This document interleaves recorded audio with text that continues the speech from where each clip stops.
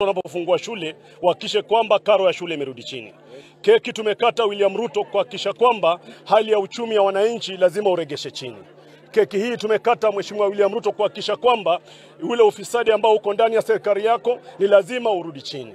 Tunakata keki Mheshimiwa William Ruto kuhakikisha kwamba mahakama ambayo sasa hii unaitishia, mahakama ambayo ilikuweka katika kiti, kwamba uache kutishia mahakama, na mahakama hii nayo pia iweze kukaa kidete, kwa sababu sisi tunapoanza maandamano baba atakapoita, tunaomba kwamba mahakama sasa hii ndio wakati wa nyinyi pia kusimama na sisi kuhakikisha kwamba Mheshimiwa William Ruto ambaye amebeba Kenya ni kama yake, anatembea nao ndani ya mfuko na ameshika mateka bunge, anataka kushika mateka. Juzi amepambana na vyombo vya habari, hakuweza, lakini sasa amerudi katika mahakama, anataka kuhakikisha kwamba ameshika mahakama mateka, kwa sababu bunge yetu ilishashikwa mahakama. Wale wabunge wamebeba katika mafungu, hakuna lolote wanaweza fanya. Mswada ukitoka ndani ya State House unaingia pale bunge unapitishwa. Mahakama ndio ilikuwa imebaki pekee ambayo inaweza kututetea. William Ruto, mimi nakuuliza swali la kijinga. Ikiwa kwamba wewe ni rais wa Kenya, unasema kwamba unataka kutengeneza manyumba, hauwezi haribu manyumba ambazo watu wako ndani, ni unasema kwamba unatengeneza manyumba.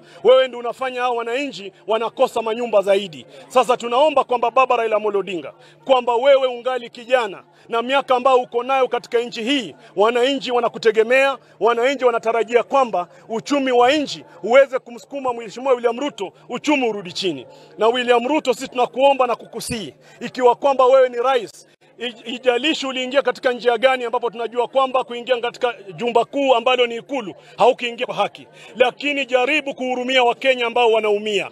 William Ruto, regesha kila kitu chini, uchumi wa nchi uweze kwenda chini. Juzi umesema kwamba uchumi uko juu. William Ruto, tunakuuliza, ikiwa kwamba umeajiri wale ambao wanakupatia advice, swali ni kwamba wewe unafuata kile ambacho wanakuambia, ama haya maoni ni yako peke yake? William Ruto, usiporudisha uchumi chini, kaa ukijua kwamba maandamano yatakuwepo, na atakapoitwa, mimi niko tayari kuita jeshi langu lote nchini Kenya ambalo ni jeshi la baba kurudi katika barabara. Baba Raila Amolo Odinga, happy birthday to you. We love you and we love you for what they hate you for.